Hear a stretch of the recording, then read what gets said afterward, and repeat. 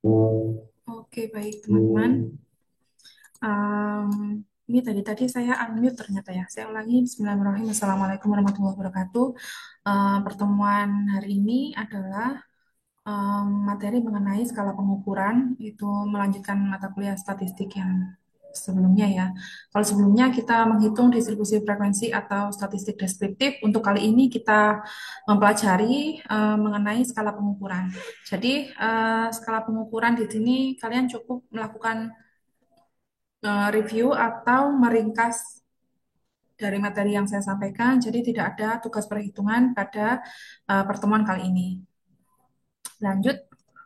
Eh, kita membahas model pengukuran. Oke, kita flashback kembali. Kita mempelajari ilmu statistik atau mata kuliah ini untuk bisa melakukan penelitian, terutama penelitian di keilmuan kita, yaitu administrasi bisnis. Nah, model pengukuran itu adalah hal utama yang digunakan untuk para peneliti dalam mencari data, terus membandingkan data, mencari hubungan, dan lain sebagainya. Dan model pengukuran ini ada tiga hal utama untuk mengukur konstruk atau variabel. Nah, teman-teman, konstruk atau variabel itu coba saya berikan contoh di Google Scholar sini ya.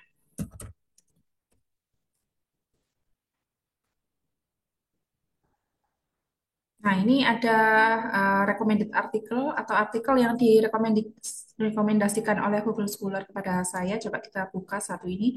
Pengaruh viral marketing dan brand awareness terhadap minat repurchase intention pada produk frozen food dengan purchase decision sebagai variabel mediasi. Nah, teman-teman, judul pada sebuah penelitian itu adalah um, mencerminkan variabel apa yang dipakai pada penelitian tersebut. Ini kalau judulnya kuantitatif ya, kebetulan memang kita mempelajari statistika untuk penelitian kuantitatif. Nah, contohnya ini, pengaruh viral marketing. Berarti beberapa variabel yang dipakai adalah satu ini ya, viral marketing, yang kedua brand awareness, yang ketiga minat repurchase intention, lalu purchase decision. Nah, ini berarti ada 4 variabel yang digunakan. Nah, variabel itu disebut juga sebagai konstruk ya teman-teman. Ini ya, dalam model pengukuran konstruk.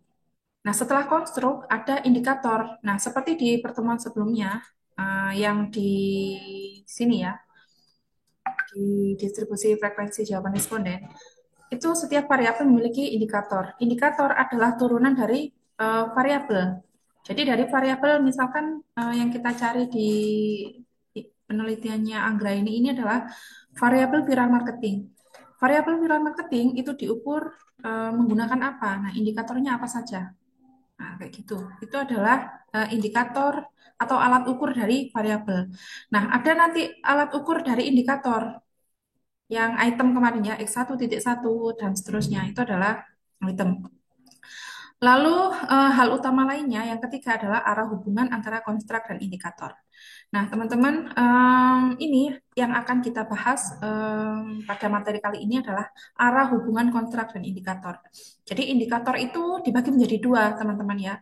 Ini ada dua pendekatan yang digunakan untuk menentukan hubungan antara konstruk dan indikator. Yang pertama, hubungan reflektif. Ini biasa banyak digunakan di penelitian-penelitian sosial. Namun ada juga penelitian sosial atau penelitian keilmuan kita yang menggunakan konstruk atau pengukuran secara formatif. Lalu hubungan pengukuran yang bersifat formatif. Jadi ada dua ini ya, teman-teman. Nah, yang pertama hubungan reflektif. Hubungan reflektif merupakan konstruk, ya ini konstruk tadi ya, merupakan variabel. Nah, jadi variabel itu disebut juga sebagai konstruk, yaitu sebuah variabel yang independen atau bebas ya dalam mempengaruhi indikator-indikatornya. Itu kalau definisi dari hubungan reflektif. Jadi setiap variabel itu bebas mempengaruhi indikatornya. Arah panahnya adalah dari variabel ke indikator. Ini contoh arah panahnya dari reflektif ya. Jadi ini variabelnya, ini adalah indikatornya. Jadi yang mempengaruhi adalah si ini independen ini atau variabel ini ke dalam masing-masing indikatornya. Gitu. Selanjutnya, hubungan reflektif itu juga biasanya digunakan analisis konfirmatory faktor atau CFA. confirmatory factor analysis, yang merupakan teknik yang sesuai untuk memodelkan hubungan reflektif indikator dengan konstruknya.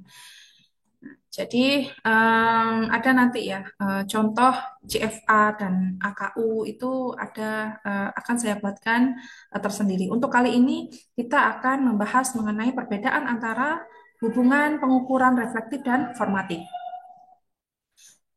Nah, selanjutnya hubungan formatif itu kebalikannya dari variabel yang memiliki pengukuran reflektif. Kalau hubungan formatif yaitu indikator membentuk sebuah konstruk. Jadi kalau di reflektif tadi contohnya adalah seperti ini, ya indikator-indikator ini dipengaruhi oleh si variabel yang bersifat independen. Kalau pengukuran formatif itu arah panahnya terbalik, yaitu indikator yang membentuk sebuah konstruk. Jadi variabel atau konstruk ini adalah bersifat dependent atau uh, tidak bisa berdiri sendiri, semuanya dipengaruhi oleh indikatornya. Nah, jadi kayak gitu. Itu kalau di formatif, semoga dipahami ya. Nah, ini juga ada videonya tersendiri ya mengenai prinsipal komponen analisis atau PCA. Merupakan teknik yang sesuai untuk memodelkan hubungan formatif indikator dengan konstruknya. Oke, ciri-ciri dari model indikator reflektif yang pertama adanya arah hubungan kausalitas seolah-olah dari konstruk ke indikator. Tadi ya di gambarnya, seolah-olah dari variabelnya ke indikatornya. Lalu yang kedua, antar indikator diharapkan saling berkorelasi. Jadi misalkan indikatornya ini, kita coba buka ya penelitian ini.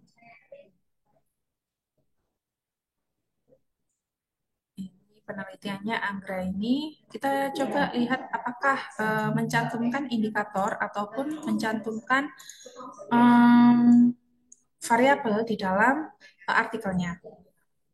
Nah, di sini biasanya ada kalau penelitian, nah seperti ini. Ini adalah variabel ya teman-teman, variabel pemasaran viral. Tapi di sini tidak dijelaskan atau tidak ditampilkan bulatan-bulatan yang ada di belakangnya variabel, yaitu yang disebut sebagai indikator. Nah, indikatornya ternyata dalam penelitiannya Anggrain ini tidak ditampilkan. Coba kita lihat di sini. Apakah ada indikator? Oh, tidak ada. Mungkin di apa namanya definisi variabel mungkin ya. Nih, viral marketing menciptakan efek domino di mana pelanggan yang terpengaruh terhadap informasi atau konten tersebut pada orang lain sehingga menciptakan exposure. Nah, di sini pun tidak ada pengukurannya apa saja ya. Nah, biasanya itu ada pengukurannya ditampilkan. Nah, di sini tidak ada. Baik ya. Biasanya misalkan di sini ya, viral marketing diukur oleh ini produk yang sedang viral atau memanfaatkan media sosial dan lain sebagainya. Itu adalah indikator yang dibentuk oleh pemasaran viral. Jadi antara satu indikator dengan indikator lainnya itu sifatnya sejenis yang sama-sama membahas pemasaran viral atau viral marketing itu sendiri. Nah, itu adalah ciri dari indikator reflektif. Yang nomor tiga, menghilangkan satu indikator dari model pengukuran tidak akan merubah makna dari dan arti dari konstruk. Jadi karena mirip ya antara satu dan lainnya, misalkan ada 5 indikator dari viral marketing. Yang satu menggunakan media sosial, yang kedua menggunakan celebrity endorser dan lain sebagainya. Yang semuanya itu biasanya mengukur berkaitan dengan viral marketing. Nah, ketika satu dihilangkan, maka yang lainnya itu masih bisa digunakan untuk mengukur dari variabel viral marketing itu sendiri. Karena satu dan lainnya itu saling melengkapi dan mirip. Keempat, menghitung adanya kesalahan pengukuran error pada tingkat indikator. Jadi ciri model indikator reflektif itu biasanya ini ya ada di model-modelnya PET analisis itu setiap hubungan atau setiap apa namanya ya model itu pasti memiliki nilai error yang akan dihitung. Yang selanjutnya adalah indikator formatif ya. Jadi indikator formatif itu memiliki beberapa ciri. Yang pertama adalah arah hubungan kausalitas seolah-olah dari indikator ke konstruk. Ya, jadi kebalikannya dari si yang seperti ini tadi. kebalikannya dari yang ini ya. Jadi arah panahnya itu membentuk dari sebuah konstruk. Biasanya di variabel-variabel yang jarang digunakan, terus variabel yang baru kayak gitu ya, atau variabel yang bersifat sains itu indikator atau pengukurannya adalah formatif. Nah, yang kedua adalah antar indikator diasumsikan tidak berkorelasi. Lalu yang kedua ya, yang ketiga menghilangkan satu indikator berakibat merubah makna dari konstruk. Nah, jadi bisa jadi antara satu dan lainnya indikator itu tidak sama. Misalkan apa namanya indikatornya business sustainability. Nah, business sustainability itu bisa diukur dengan tiga hal utama. Kalau menurut ini ya teorinya triple bottom line, ada faktor ekonomi, faktor sosial, dan faktor lingkungan. Nah, tiga hal ini tidak tiga hal ini tidak mirip ya. Kalau faktor ekonomi berarti berkaitan dengan kinerja dari keuangan perusahaan, terus dan lainnya. Kalau berkaitan dengan sosial berarti bagaimana tanggung jawab perusahaan kepada sosial. Jadi tidak semuanya berkaitan dengan profit-profit gitu ya, berkaitan dengan performance atau kinerja dari sebuah perusahaan itu. Dan yang terakhir tadi berkaitan dengan lingkungan. Nah, itu. Nah, itu adalah salah satu contoh dari indikator formatif. Lalu menghilangkan satu indikator berakibat merubah makna dari konstruk. Nah, misalkan ya, business sustainability ini adalah sebuah variabel yang memiliki tiga konstruk. Ketika satu dihilangkan, yaitu misalkan berkaitan dengan ekonomi yang dihilangkan dari ekonomi, sosial, dan lingkungan. Ekonomi yang dihilangkan, maka sebuah bisnis itu tidak akan sustain atau tidak akan tidak akan bertahan, tidak akan sustainable istilahnya ya. Dia akan mengalami suatu kebangkrutan dan lain sebagainya. Nah, itu.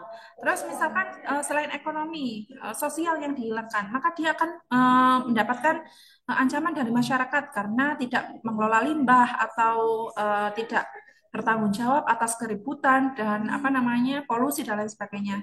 Sehingga itulah analogi berkaitan dengan menghilangkan satu indikator akan berakibat merubah makna dari sebuah kontrak. Dan yang keempat, kesalahan pengukuran diletakkan pada konstruknya. Jadi kesalahan pengukuran itu pada masing-masing variabelnya, bukan pada indikatornya. Oke, nah itu tadi merupakan materi yang berkaitan dengan indikator skala pengukuran ya teman-teman. Silahkan teman-teman mencari contoh, ya, mencari contoh seperti di sini ya, mencari contoh dari jurnal satu saja variabel yang memiliki konstruk indikator reflektif, yang memiliki indikator ya, yang memiliki indikator reflektif satu saja, boleh variabelnya mengambil purchase decision atau apa, kalian lihat dari penelitian-penelitian di artikel yang sudah dipublis. Dan satu variabel yang memiliki indikator formatif. Ya, silakan kalian cari dan berikan penjelasan mengapa menggunakan variabel tersebut menggunakan pengukuran reflektif dan mengapa variabel satunya itu menggunakan pengukuran formatif. Baik, saya rasa cukup sekian materi yang dapat saya sampaikan. Kurang lebihnya saya mohon maaf. Saya akhiri. Wassalamualaikum warahmatullahi wabarakatuh.